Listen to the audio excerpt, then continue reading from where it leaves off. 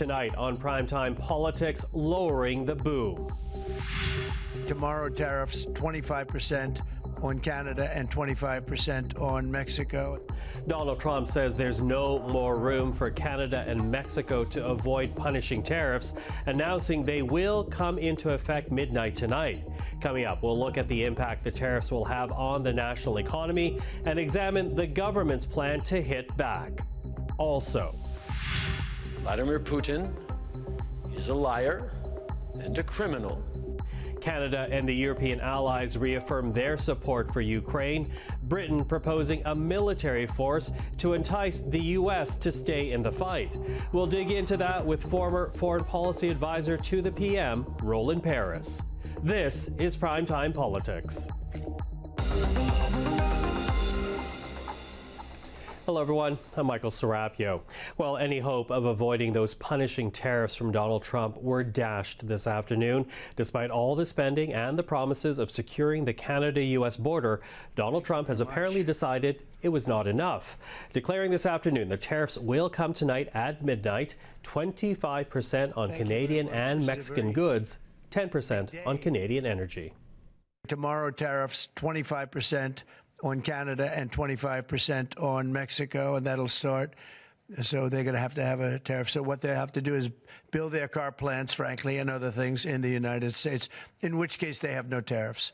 On the tariffs, is there any room left for Canada and Mexico to make a deal before midnight? And should we expect those Chinese tariffs, the extra 10%, to take no room left for Mexico or for Canada. No, the tariffs, they're all set. They go into effect tomorrow. Now, earlier this year, the government did unveil its own plan to retaliate if Trump's tariffs came through, a strategy of countervailing duties on billions of dollars of American goods, which the foreign minister says will be executed. If Trump is imposing tariffs, we're ready. We are ready with $155 billion worth of tariffs, and we're ready with the first tranche of tariffs, which is $30 billion, which is already known. So there you have it, Melanie Jolie, as the tariffs are coming in at midnight. Let's talk about this now. Nojoud Al Mallees is the economics reporter for the Globe and Mail. David Reevely is with The Logic. Hello to both of you. Hi, Michael. So, these tariffs, they've been described as an existential threat to Canada's economy. What kind of pain will this actually cause in Canada, Nojoud? Well, many industries in Canada are quite exposed because they export a lot of their goods to the United States, particularly Ontario, Quebec. They're quite exposed. Out west, I mean, there's if he's going ahead with what he's promised before, it'd be 10% on energy exports as well from Canada. And so there would be a lot of pain. There'd be a lot of people who would lose their jobs. It's a shock that I think governments are preparing for, and will likely also be quite costly to taxpayers if this is something that continues for months.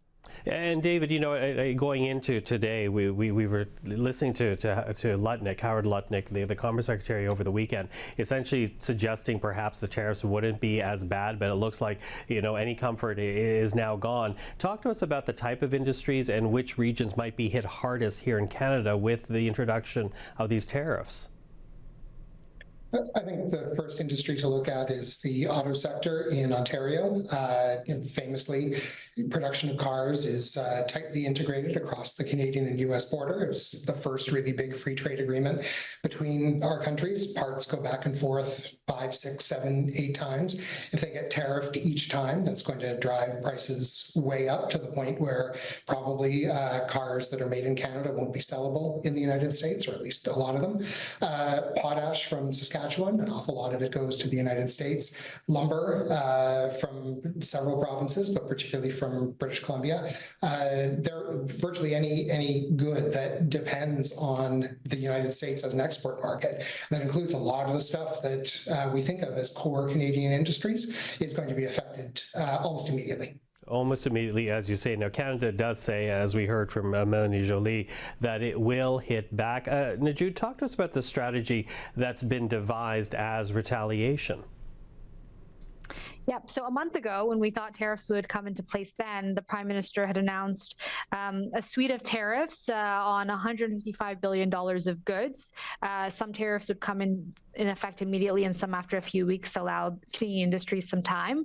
And they were targeted at specific products coming from the United States, where the government was trying to maximize pain, and so we are assuming here that these same retaliatory tariffs would come into force.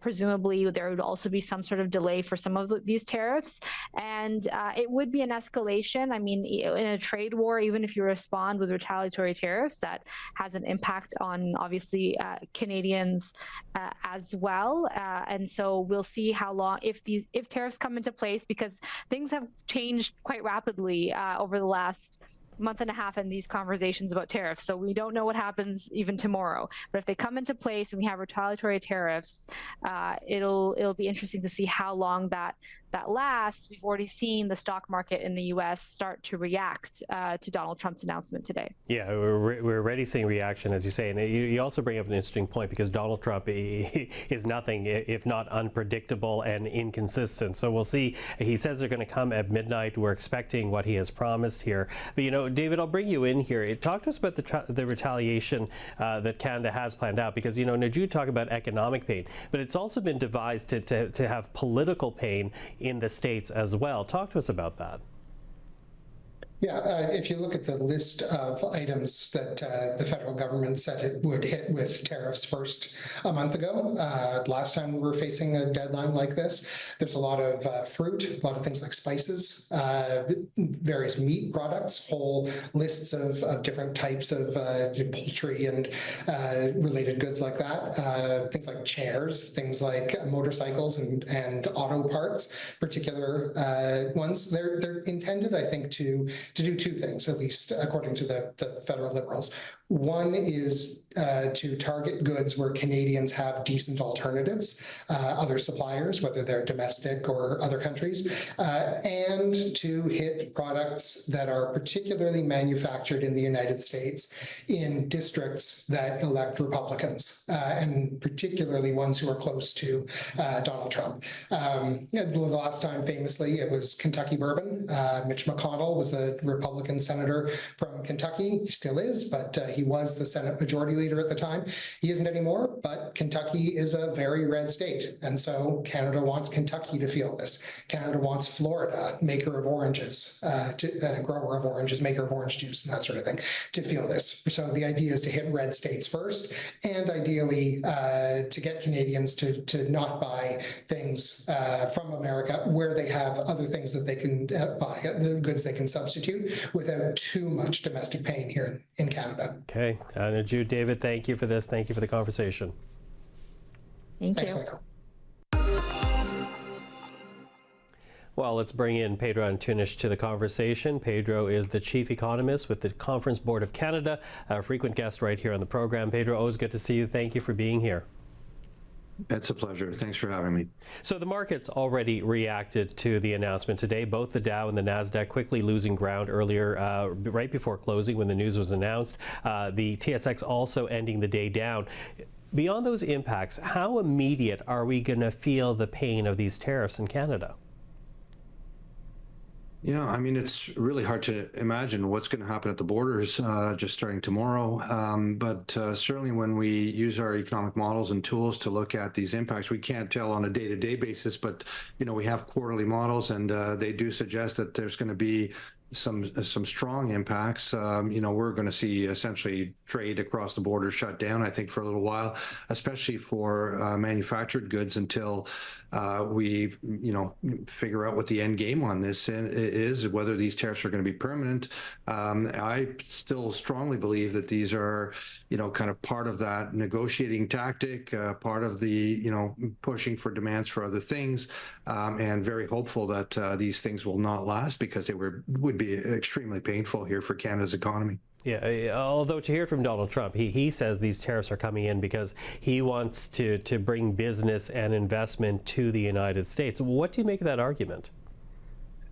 Well, I think this is a repeat of what we saw in 2016. I mean, even before he came into his first term, there was the big talk then was dissolving NAFTA. The NAFTA was the devil, and I think that did create a lot of anxiety for a lot of businesses about access to the U.S. consumer. And I know for a fact that some plants did move south. We saw production move from some plants in Montreal south of the border. Whether there's going to be a lot of success here, because I think this is, again, that same tactic. We're seeing a repeat. We're creating this uncertain environment. And if, let's face it, if Canadian, manufacturers fear lack of access to the U.S. consumer, I mean, most of our manufacturing is going to that market. They'll move production. I do fear that this time around, though, this may not work at all. This might just be, a disaster with these tariffs, such big tariff applied so quickly. In a essentially a supply chain that has been built up since we've had free trade. It's been 3 decades and more, to disentangle that is going to be a mess for both economies. So I don't know, what's gonna happen down the road, but I don't think this is going to attain the objectives. I think the fear of tariffs would be enough to move investment, but the actual application of tariffs is just going to create havoc. Havoc, as you say, although, I know we talk about the economic pain this is going to cause for Canada, but presumably it's also going to cause economic pain for the United States. Yeah, well, in fact, we did do some number crunching around this, and, I kept saying, I think this is going to be just as bad for the U.S. And in fact, because the U.S. is looking to now to apply those tariffs not just to Canada, but to Canada, Mexico, and an additional set of tariffs on China, their economic impact is just as big in percentage terms as what we are expecting to see here in Canada, and it is sizable. We're talking about from a quarterly, if the tariffs are applied for a quarter, we could see GDP down 1.3% in Canada at annual rates in the quarter. Now, if the tariffs are temporary, then that would bounce back, and the impact on the year wouldn't be quite as steep. But, I think this is just as painful for the U.S. And if we think about what we export to the U.S., I mean, obviously for manufacturing, this is a disaster for Canada. But if you think about most of our exports, they're resources, they're potash, metals, minerals, energy, of course. These are inputs into the U.S. production process. These are inputs that render the U.S. competitive and, essentially allow, consumers in that economy to have good products at cheaper prices. So this longer term, especially the hit to resources, this is just a disaster for the U.S. economy. Now, Canada also says it's going to apply its own countervailing duties. Talk to us about how effective that strategy will be, because they want to hurt the U.S. economy to send a message to drop these tariffs. Yeah, I think the U.S. economy is going to hurt on its own here. Certainly we can target, and I think a lot of when you look at certainly the phase 1 tariffs, they're targeted at specific products that we're hoping will have more impact in the U.S. for specific states, et cetera. And for, we're looking at products that will minimize the impact on Canadian consumers, and that is essentially by looking for things that we have substitutes for. So if we can't buy, I keep using this example, but Kentucky bourbon, let's say, then maybe we can, buy Canadian whiskey instead, and there's other sources. How much pain we can inflict, I've got to say, I don't think it's going to be a broad-based pain like we're going to feel from these, from the U.S. tariffs. Let's not forget that the U.S., about 11% of their GDP is exports.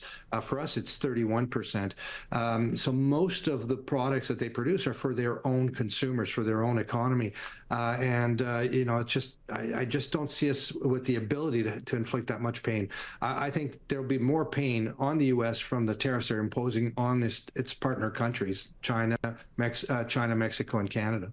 When I say partner countries, I should say trade countries, essentially. Now, from what you say, I think when you look at a best case scenario for you, it's hoping that this is going to be a temporary measure, not a long-term one, until we see some type of course reversal here. And I'm quickly running out of time. What is your best advice for Canadians across the country right now? Well, I mean, we're all on the edge of our seats here. This is just phenomenal to see this happen. Again, such a close trade relationship, very, very hard to disentangle.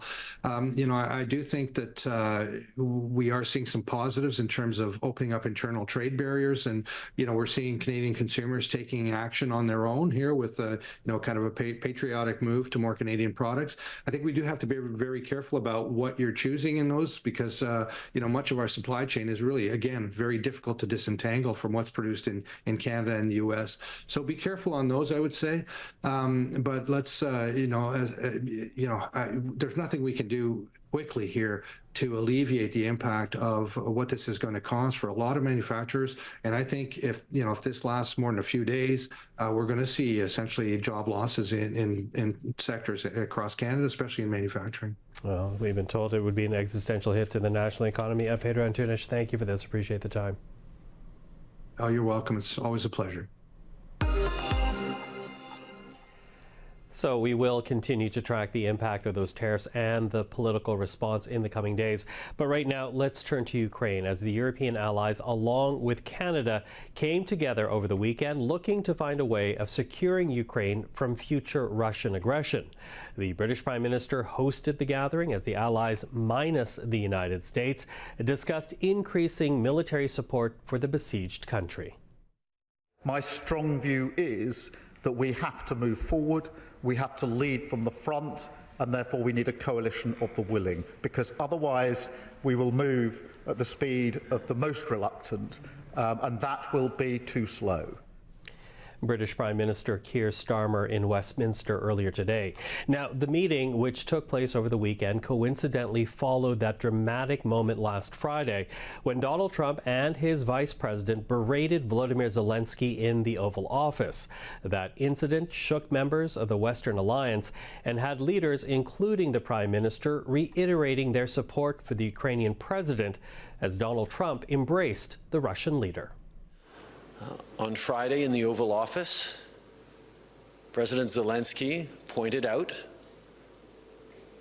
in so many words, that Vladimir Putin is a liar and a criminal and cannot be trusted to keep his word in any way, shape, or form, because he has demonstrated time and time again that he will break any agreements. I stand with Vladimir Zelenskyy, and I stand with the people of Ukraine. Well, let's get into this with Roland Paris, former senior advisor on foreign policy to the Prime Minister. These days, the director of the Graduate School of Public and International Affairs at the University of Ottawa. Roland Paris, thank you for joining us. Thank you. Each day it seems the U.S. president relays to the world his dislike of the Ukrainian president, and he's been insistent in also communicating how much he likes and trusts the Russian president. What are the long-term implications of this kind of policy shift? Well, first of all, we have to just take stock of the extent of what has been a truly remarkable policy shift from the United States. And the meeting with Zelenskyy was just the latest in a series of events that have taken place over the last few weeks that have indicated this kind of shift. And it started when Donald Trump essentially gave away bargaining chips to Russia by saying that Ukraine would never be part of NATO, that Ukraine wouldn't have the same territory, it would have to give up territory.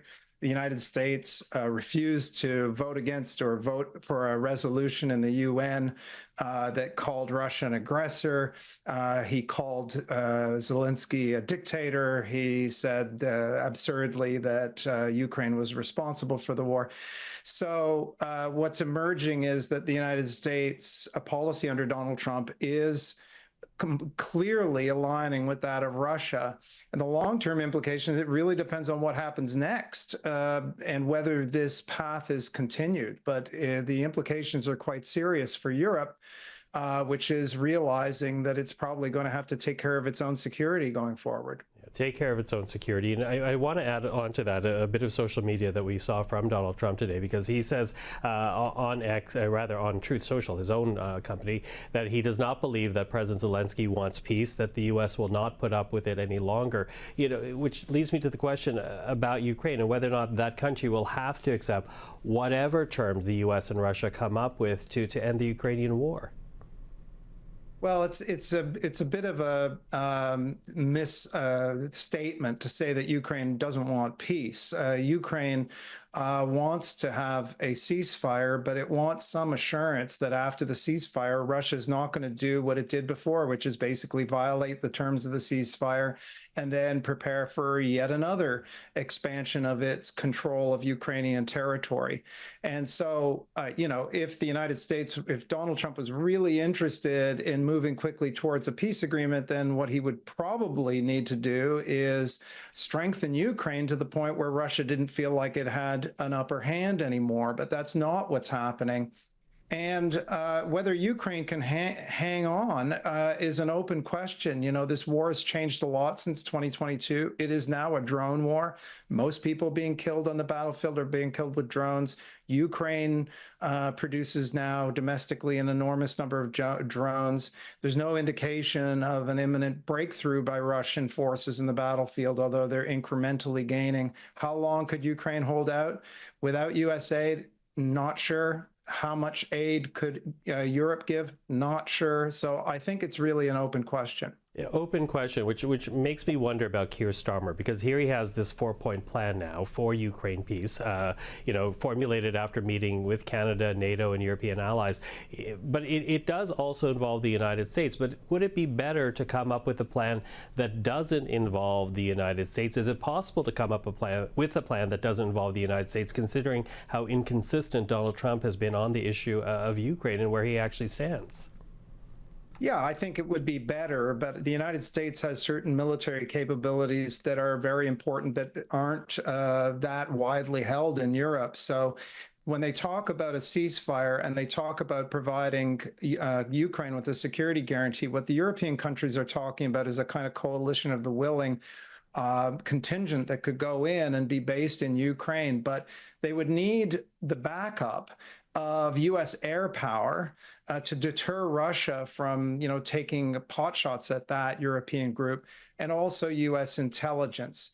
And whether the Europeans would be able to muster a force that would be significant enough at this point without U.S. air power, without U.S. intelligence, that's a much tougher row to hoe. And so I think that Starmer is hoping to be able to say to Trump, listen, we'll provide all the boots on the ground, and you'll be able to get peace, and you'll probably get your deal on Ukraine's minerals that you want. So maybe this is a package we can all agree to. Maybe a package we can all agree to, although, given Donald Trump's praising of Russia, given his demeaning words for traditional allies, is NATO dead? Is it more likely that we're going to have to figure out a world without the United States backstopping the military alliance it helped start? Well, there's no question that these events are going to lead to a lot of thinking about, who our friends really are, whether you're sitting in Europe, Asia, or here in Canada. And this is just, we're at the beginning stage of this kind of rethinking. I think, we have experienced a turning point in understanding of the United States. Even if Trump were to leave tomorrow, there's no guarantee that another Trump wouldn't come or later, and so this inconsistency will be permanent. But I think that the bottom line is that these institutions aren't dead yet. To paraphrase Monty Python, yes, the coalition of the willing will involve a subset of, if it happens for Ukraine, will involve a subset of countries and won't be run through NATO. But on the other hand, Donald Trump, before the blow up with Zelenskyy, had said in that meeting that he still supports NATO, and he's also said he'll continue to have U.S. troops in Poland. So, there's no reason to give up on NATO right away, because even if we're not talking about Ukraine, like, there are NATO troops in the Baltics, there are NATO troops in Poland, and NATO continues to perform a really vital role. For how long? Who knows? But for as long as possible. So how should Canada then proceed? because NATO aside, for all the alliances that Canada's had, it's not as if any ally has stepped forward to speak out against Donald Trump, referring to Canada as the 51st state and these, annexation fantasies of the U.S. president. Among those not speaking for Canada is the British Prime Minister, asked about it directly on Thursday, or the King. And I know that the Prime Minister Trudeau did have a meeting with King Charles before heading back to Canada, but we don't know the details of that. What we do know is the King extended to Donald Trump an invitation for a state dinner. So how should Canada be proceeding here? Well, I think that I don't know how literally to take Donald Trump's suggestion about Canada becoming the 51st state, because really that would require either for Canadians to agree to it, which there's no prospect of that, or the United States to militarily invade Canada. I don't think there's any realistic prospect of that either. But, one of the things that Donald Trump has been saying that's true is that Canada and the European allies in NATO have for too long relied on the United States and spent too little on their own militaries. And so first and foremost, Canada needs to go way beyond what the current government has already established as the target for our military spending. And we need to do so not necessarily because the United States is asking us to do so, but as I wrote last summer in the Globe and Mail, we need to do it because the world is becoming much more dangerous, and we have to have a military that is prepared for a large-scale war. And not that the large-scale war is imminent, but it's preparing. It's through strength and being able to deter these kind of opportunistic attacks like Russia has been conducting in Ukraine that were most likely to secure the peace. So for one thing, Canada needs to get very serious about its defense policy, needs to work with its allies and manage the relationship with the United States. Those are tough things to do, but we can do it. I'm confident that we can do it. Roland Paris, thank you. Appreciate the time as always. Hey, thank you. And that is Primetime Politics for this Monday. I'm Michael Serapio. For everyone here at CPAC, thank you for watching. Primetime Politics is back tomorrow evening. Until then, take care.